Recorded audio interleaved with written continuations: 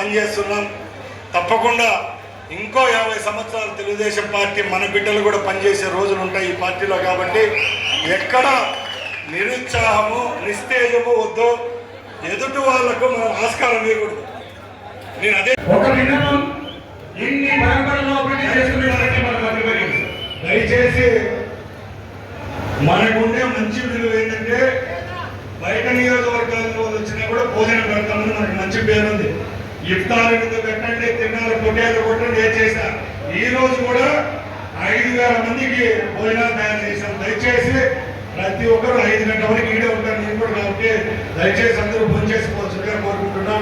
Already గంట ముందే భోజన కార్యక్రమాలు కాబట్టి ప్రతి ఒక్కరు భోజనం చేసుకోవాలా. ఎక్కడ హోటల్ పోయి తినకూడదు.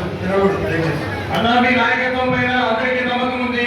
మనమందరము ఒకేసారి కరతలాలతో వారిని ప్రోత్సహించాలి. ఇక రాబోయే 3 సంవత్సరాలు కూడా ఎన్నో నియోజకవర్గాలు అందుకోవాలి. ఒకేసారి క్లాస్. తిరుపతిగా పోతే ఇక్కడ ఇద్దరు బుడ్డా నాయకులు ఇద్దరు పట్టుమని 500-600 మందితో రోడ్లపైకి వచ్చి ఏదో మన మీద దిష్టి చొక్కా పెట్టేట్టు కార్యక్రమం చేశారు. ఈరోజు పొద్దున్నే అక్కడ నుంచి శివాలయం దగ్గర నుంచి మాసాపేట వరకు జనసంద్రం చూసి ఒకసారి ఆలోచించుకోవాలా. ఏదో పంచాయతీ ఎలక్షన్లు వస్తాయో, ఏదో పంచాయతీ మున్సిపల్ ఎలక్షన్లు వస్తాయని ఈరోజు ప్రజల దగ్గరకు వస్తా ఉన్నారు.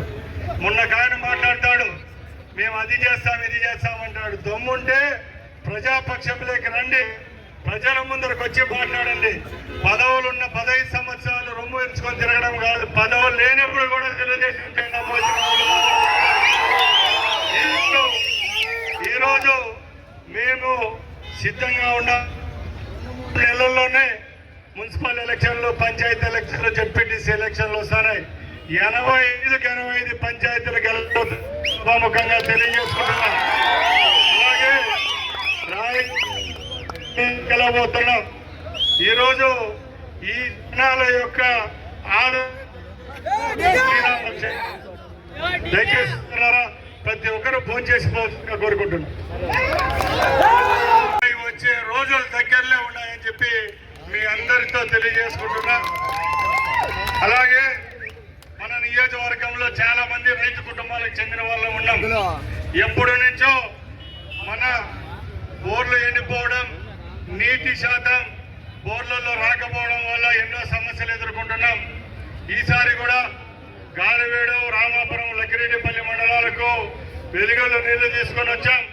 ఇంకా రాబోయే కాలం అంతా కాలువలు కూడా మరమ్మతులు చేసి ప్రతి ఒక్క చెరువుకు నీళ్లు ఇచ్చే బాధ్యత నేను తీసుకుంటాము, సభాముఖంగా తెలియజేసుకుంటున్నాం. అలాగే చిన్నమండం, సంబేపల్లి, రాయచోటి మండలాలకు సంబంధించి అందరి కాలువ ద్వారా వచ్చి శ్రీనివాసపురం రిజర్వాయర్ నీళ్లను కూడా త్వరలోనే తీసుకొని వస్తాం. తప్పకుండా 25,000 ఎకరాలకు ఏదైతే చెప్పామో నీళ్లు ఇస్తామని చెప్పి ఆ మాట నిలబెట్టుకునే రోజు దగ్గరలో ఉన్నదని మీ అందరి ముందు తెలియజేసుకుంటున్నా.